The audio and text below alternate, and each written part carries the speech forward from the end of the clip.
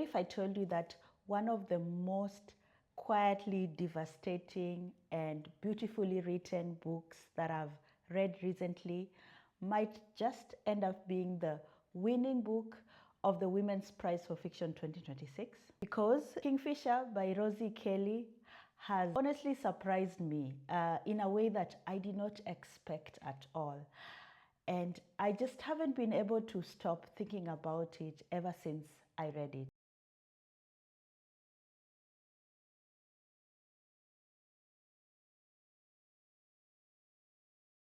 Hi everyone, and welcome back to the channel. This is the One More Book podcast channel. I am Florence. If you're new here, welcome. I'm so glad that you found this space. I talk a lot about books. I talk about reviews. I do reviews. I give book recommendations. I also try to do reading vlogs whenever I can, and just everything in between. So hopefully, if you like what you see, I hope that you will subscribe, of course, like and comment. In today's video, this is a full and standalone review of a book that I recently read, which is Kingfisher by Rosie Kelly.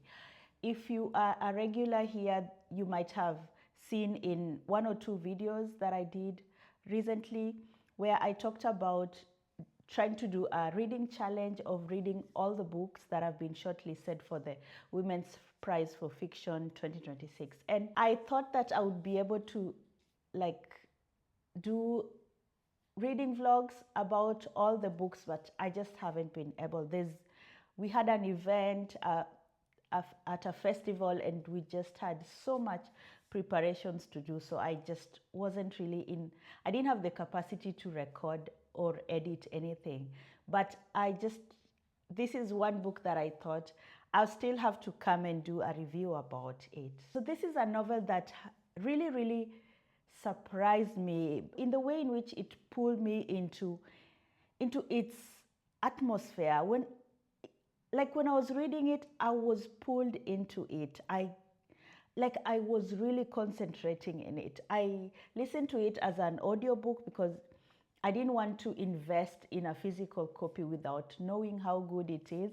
And it's unfortunately not available at my local library. But I think even listening to it contributed to me being really, really obsessed and pulled into it. And then it refused to let me go.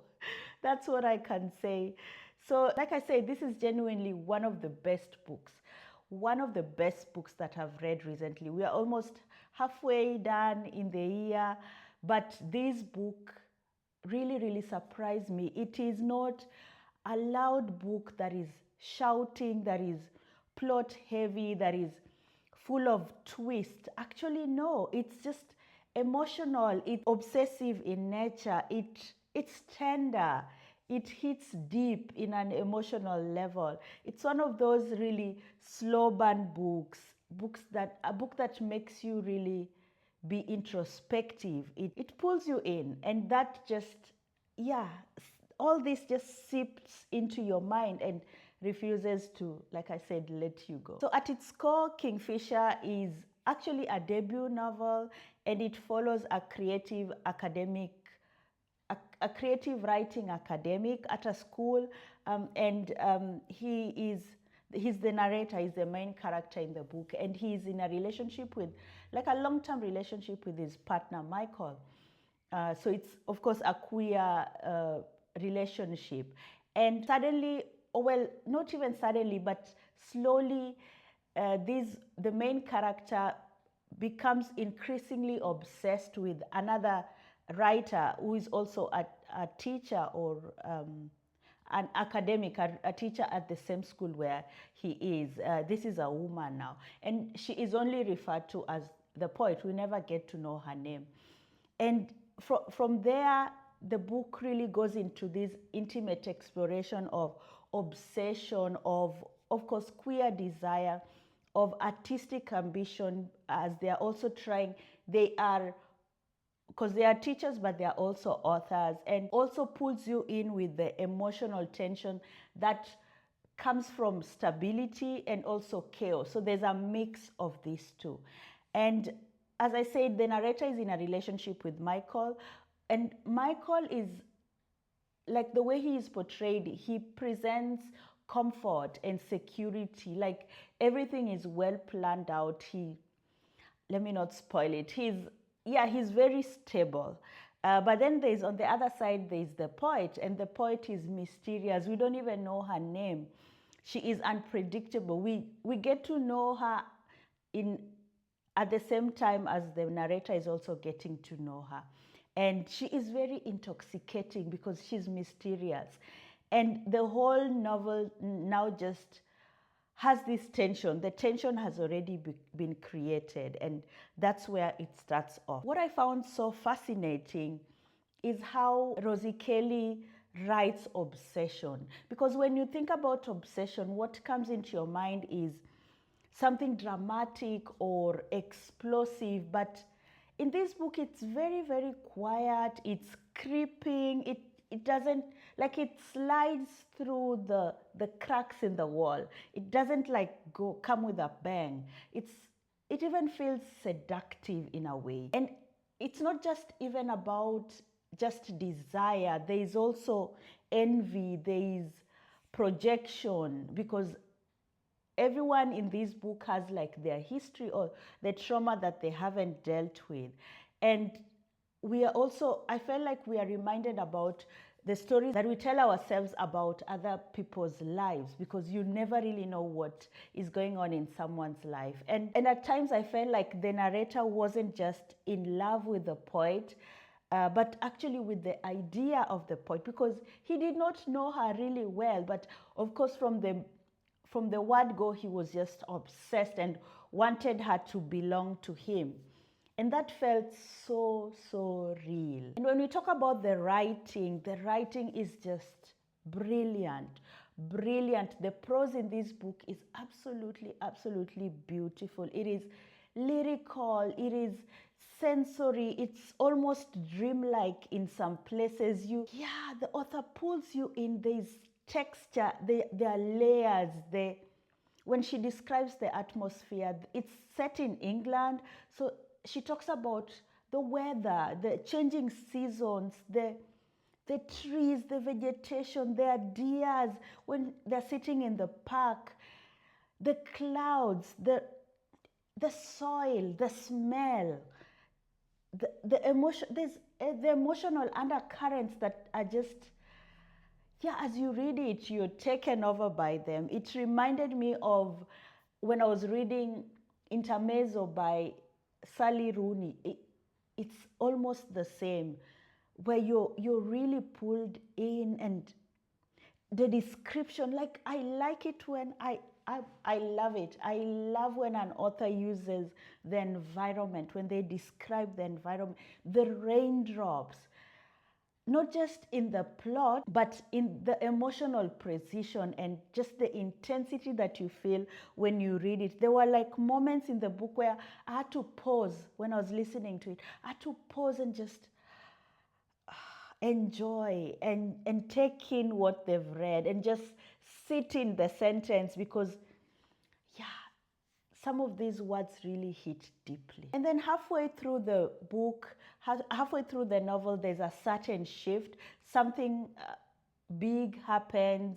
I don't want to spoil it, but something is introduced into the story. And that's where the book, like, the story really deepens, because what had started as this intellectual and emotional obsession becomes much more complicated, almost like uncomfortable in a way, because there's a lot of a physical part is introduced in it. Suddenly you're left asking, okay, what is the line between love and exploitation, and what does it mean to turn someone else's life into art? Because you're worshiping this life that they've created, but is it real? Is it even real? You want to be part of it, but do you really know what's going on in it? And the book doesn't give you easy answers. I think that what makes Kingfisher really stand out is how controlled and confident the writing is, especially for a debut. The author, they know they are talented because what they have written. And you know what, when you, I think for me, I can always kind of tell how confident someone is with their work, and I feel like the author knew that they were writing something that people will love. It's very quiet, but it's also very sharp. At the same time, it's introspective, and it is never empty. Like there's a lot of feelings. There's a lot of feelings that this book invokes, and the emotional part of it just lingers. This is a kind of book that will stay with me for a long time, and I want to read it again. I ordered the physical copy because I just want to read it again. I just finished reading it a week ago, but I want to reread it even now. And that being said, this book is definitely not going to be for everyone, and that is fine, because I think if you're someone who likes fast-paced plots or big twists or even like clear resolutions, this might feel a bit slow for you, because a lot of the story lives inside the narrator's thoughts and his emotional landscapes and his introspective nature. But if you like, I think if you're a person who likes character-driven stories or literary fiction, then this is absolutely worth your time, I promise. For me personally, it just worked completely, all of it. I mean, this is for me a six-star book. I was so drawn into the atmosphere, the psychology, the emotional tension. I loved being in the main character's head. And by the end, I just kind of felt a quiet kind of devastation, because there was now, we've reached the end, and I had to let go of this main character who I felt like I had held his hand all throughout the book, and now we are supposed to part. And I was just not ready to let go. I didn't want to let go. And I have to say that this might just be my early pick for the Women's Prize of Fiction 2026. This might be, for me, the winner. This might be the winner. Because it has that kind of depth, the kind of writing and the emotional resonance that award-winning books usually carry. Like, this is a book where when you see that stamp, winner of the Women's Prize for Fiction, you'll read it and say, okay, I get it. I see why. So I'm really, really curious to see what happens. I cannot wait. I think, I'm not so sure, is it June 10th or June 16th when the winner will be announced? But I will be there. I will be there digitally to just see who the winner is. I just think this might be it. Overall, Kingfisher is intimate. Kingfisher is melancholic. Kingfisher it's beautifully written. It is emotionally intelligent. It invokes so much thought, so much emotional thought as you read it. It's a novel about longing, about identity, and just the strange ways that we as humans try to fill emotional gaps in our lives. And honestly, I just love this book. I totally love this book. All right, I've done all the talking. Now I want to hear from you. Have you read Kingfisher yet? And if you've read it, do you think that it could win the Women's Prize for Fiction 2026? And if you haven't read it, is it already on your TBR? Let me know in the comment section.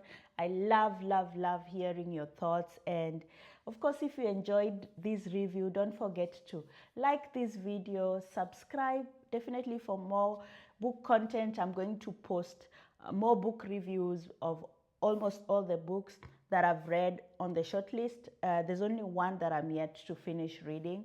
And of course, stick around because, yeah, as I said, I've got some really exciting reads coming up. Thank you so much for watching. This was such a beautiful experience, and I loved reading it, and of course I couldn't wait to come and talk to you about it. And I will see you in the next video. Happy reading and take care. Bye.